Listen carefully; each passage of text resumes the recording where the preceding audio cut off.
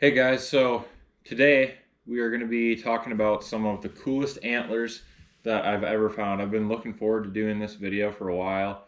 Kind of had the idea when I was just sitting here every single night of my life looking at all these awesome antlers. Oh my gosh, it's a set.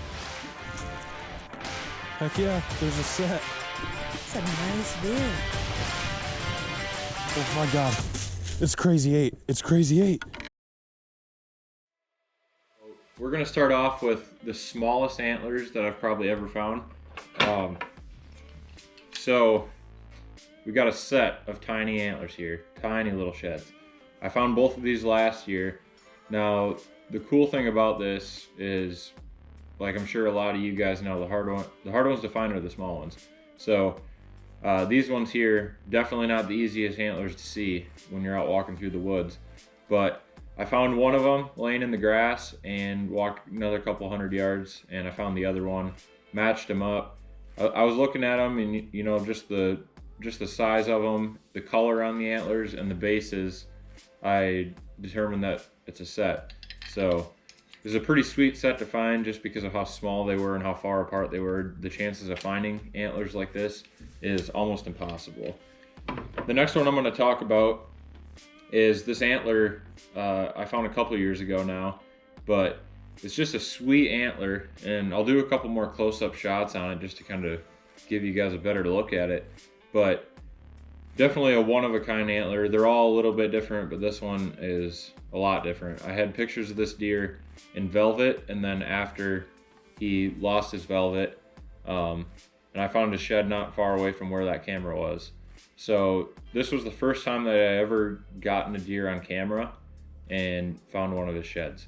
So definitely means a lot to me. Really sweet antler. Got a ton of mass out on that main beam right there where he splits off, and got some crazy stuff going on. The next one I'm going to talk about, again, kind of a cool antler. I found this antler a few years ago and never had the deer on camera, and I haven't seen him since, but he's definitely a sweet looking buck, and he's just got a lot of stuff going on in the bases, just a bunch of little points. A lot of them don't count, but they're all, you know, a 1/4 inch long or so, and he's just a sweet looking deer. I mean, not a crazy looking deer, but just the base on that and all the stuff he's got going on. Just an antler that you don't see every day. Probably the coolest thing I've ever found in all my life shed hunting. Found some big antlers, and I found some gnarly ones. But I walked up on this set, and the video's up on the channel a couple years ago. Both antlers were laying side by side, and the one side has a snare tangled up on the antler. So not only did I find the side with the snare on it, but I found both sides of them laying right by each other, and he's got that snare on there. Absolutely awesome. I mean, I actually shot a real nice buck a few years ago that had a bunch of wire wrapped up in his antlers, but first time I've ever found a shed that has something on it. So that was pretty sweet. If you guys have ever found any sheds like that, let us know. Just comment below, tell us what you found. Or also go check us out on Instagram, Facebook, all that stuff. Maybe send us some pictures of some cool antlers that you guys have found. So we got some sweet antlers there, and like I said, the coolest find that I've ever had in my entire life. So these next antlers here, I found these a couple years ago, and also this video, these antlers are in a video up on the channel also. But I was walking up and kind of walking a tree line. I love walking tree lines. I find a lot of sheds on tree lines. Where there's some grass on the edge of the woods and stuff like that. It's an easy place to see them, and that's right where I found the first shed here. So the first one that I found was this guy here, and he's got a bunch of broken points, and I'll again do some close-ups on this guy so you can see some better pictures of him. But he's got some broken points and just a lot of stuff going on. So I found this deer, and I didn't know if it was an older buck because of all the gnarly stuff he's got going on, or if it's just a younger one and that's just his genetics. So I was really just dying to see the other side. And as luck would have it, as I'm walking through the middle of the brushiest woods that I probably shed hunt, I found the other side. And again, he's kind of busted up, chewed up, but a sweet set and a ton of points on it. This deer actually ended up getting shot the following year in the same place, and I saw some pictures of him. He grossed almost 190, which is insane because these antlers are not 190, but he did get a lot bigger in the pictures. I could believe that he was a 190 or close to 190. So really sweet set, unlike anything I've ever found, and just a ton of stuff growing off of him. So the next ones that we're gonna look at are a set, nothing too crazy. I mean, there's some cool antlers and definitely a quality buck, a nice buck. But the cool thing about this deer was I found him about 4 years ago when I was at work. I was working up in central Minnesota, a little bit north, up in the Brainerd area, and I was cutting down some trees. I was working with another guy, and I was kind of pushing some of them over for him, and we were cutting out these little spruce trees, and all the branches were kind of going down into the ground or into the snow, and I pushed one of them over, and when I pushed it over, this set was kind of buried in the grass right underneath the tree. So we literally had to cut the tree out, and I pushed it over, and I just seen a couple of these tines poking up, and I pulled it out, and it was a set. Absolutely insane. And just finding them while I was at work in Minnesota, I don't even think I've ever seen a deer with antlers on its head up there, and I found this set. So pretty cool, just kind of a cool story behind it. All right, so the next one that I'm gonna talk about is a really nice antler. This antler here was, for a long time, the biggest antler I'd ever found. Some really good mass to it, and the reason that I want to talk about this one is because it just means a lot to me. This antler right here was probably the one that just got me hooked on shed hunting. I started hunting with my Uncle Kelly. He's the one that really got me fired up and into shed hunting, and I found a few sheds while I was with him, this being one of them. And when I found this shed, I was obviously pumped about it. I was still pretty young, and I mean, I found a shed off of a 150-inch deer. So my uncle was actually hunting this property, and the following year he got more pictures of this deer, and he looked almost the same.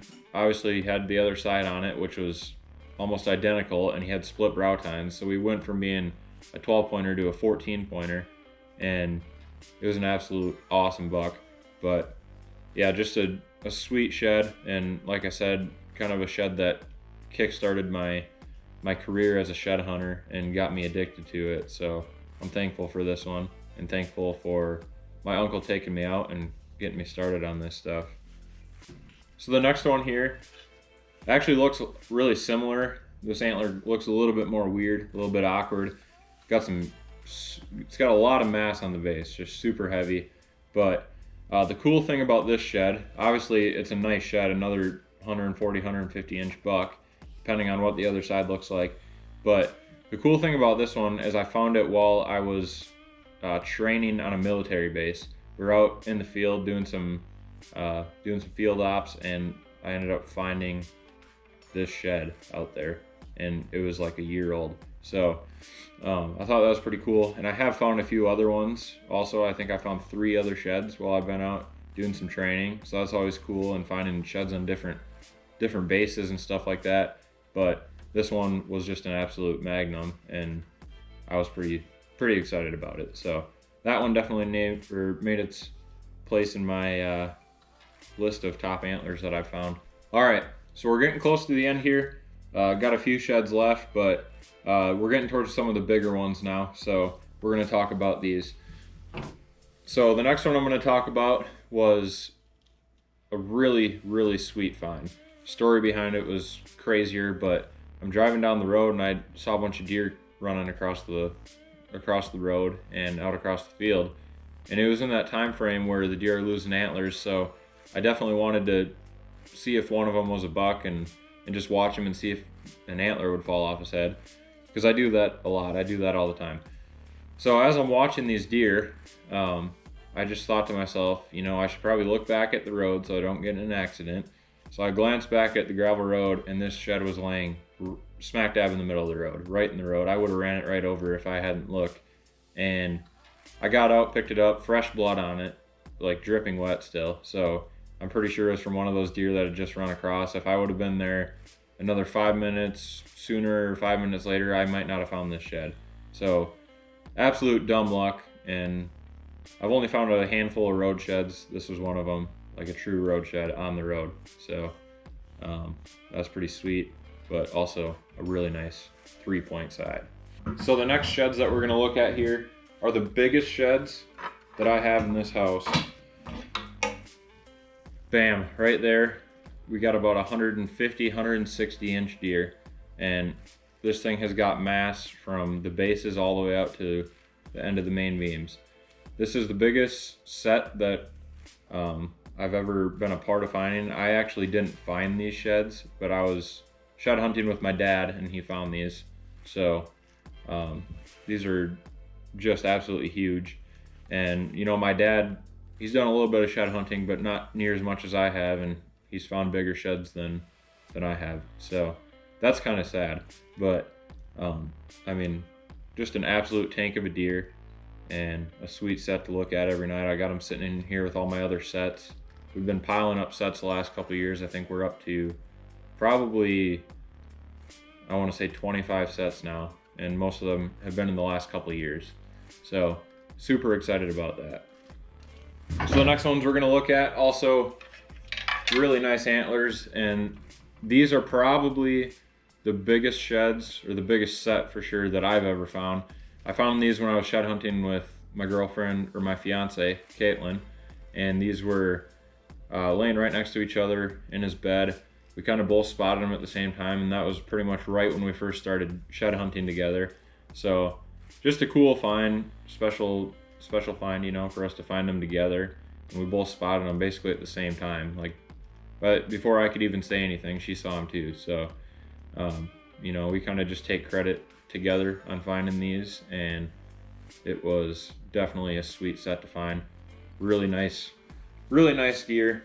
Got a lot of mass out there on the main beam, but never did see this deer, never had pictures of him, just randomly found his antlers.